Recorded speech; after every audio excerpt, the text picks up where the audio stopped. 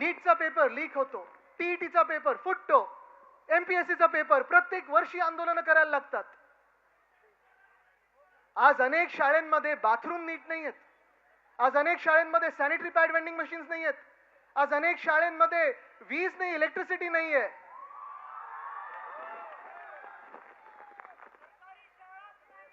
सरकारी शाळा काय, सरकारला शिक्षणाची गरजच वाटत नाही. एक एक मुख्यमंत्री बघा,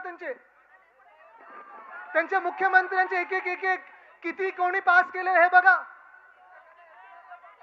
पण भाजपचा हेच कारभार चाललेला आहे की देशाला अशिक्षित ठेवा, देशाला शिक्षणापासून वंचित ठेवा, अंधभक्त बनवा.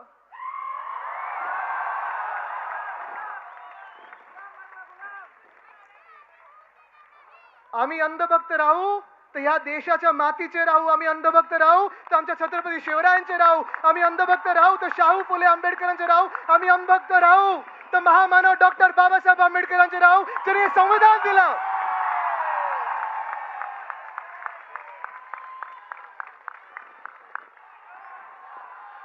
पण भाजप समोर वाकणार नाही, झुकणार नाही.